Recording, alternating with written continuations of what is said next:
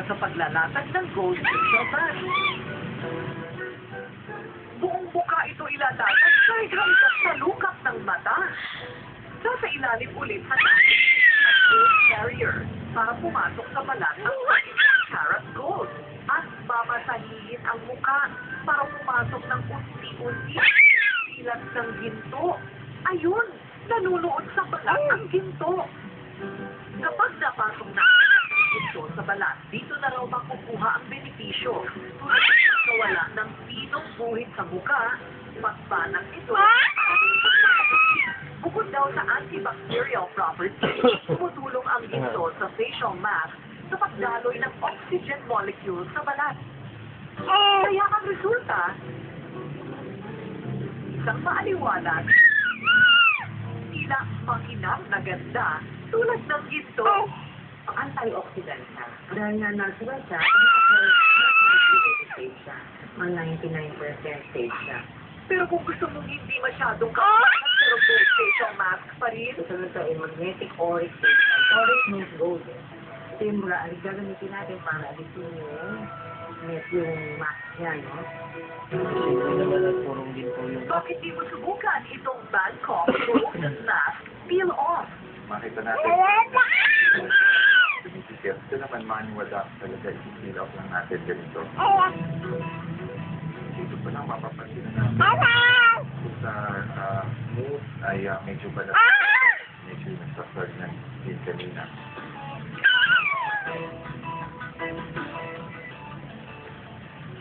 At para makituloy ang gininto ang ganda, mayroon makeup na meron daw halong ginto. Pero hindi daw makikita ito sa mga mata lamang natin. Makikita lang daw ang epekto nito kapag nailagay na sa mukha. Ayan o, yung mga maliliit na mga partikulong yan, nakakatulong daw mabawasan ang hindi pantay na kulay sa balat at nagbibigay pa daw ng natural at malagintong kulay at liwanag sa ating mukha. Dahil sa teknolohiya, hindi na raw mahaluan ng ginto ang makeup tulad nitong Parure Gold na nagmula pa sa Paris, France. Mula sa foundation, concealer, compact powder at iba pa. The shine and the light of gold can reflect and at the same time hide the perfection. It smoothens out the lines. So the finish of Parure Gold will give you a very rejuvenated, very refreshed, and very young look. Masubukan na. Siyempre, para sa gininto ang ganda, eyeshadow, blusher, at lipstick. Nababagay dito. O ayan, glowing na dahil may ginto na yung aking mukha. Ang problema na lang kung saan ako pupunta. Ngayon, kung hindi pa kayo kontento sa pagkaginto ng ganyang mukha, panoorin niyo ito. Pina-opera yan. Aksidente yan dati eh. Pinapakita lang sa body art na ang art ay hindi nagtatapos sa kanda. Pwede rin siya sa skin ng tao. Ganito ang ganda, yun, ginamit namin yung gold. Calligraphic lines yung design, tapos nagpapala siya yung sa lalaki, yung masculine, parang body art na tattoo, yung sa babae naman yung curly, para may pagka-feminine. At para makumpleto, mula head to foot ang ginito ang ganda. Siyempre, papahuli ba ang ating crowning glory at ating buhok? Bakit hindi mo subukan? Buhok na may kulay ginto.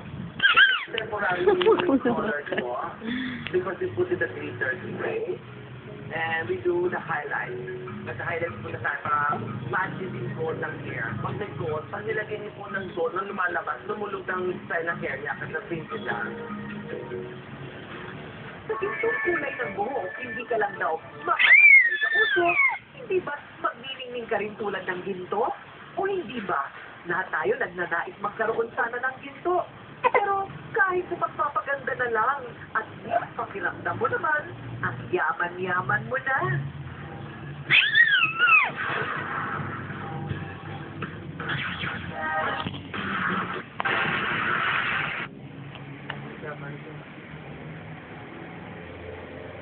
Ryan, sure.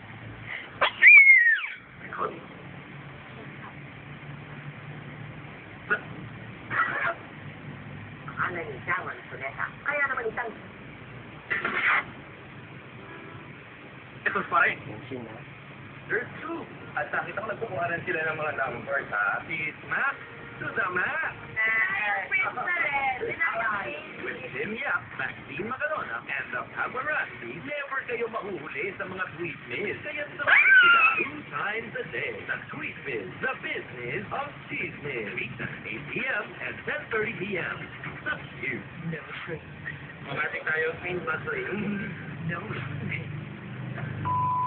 Just natural.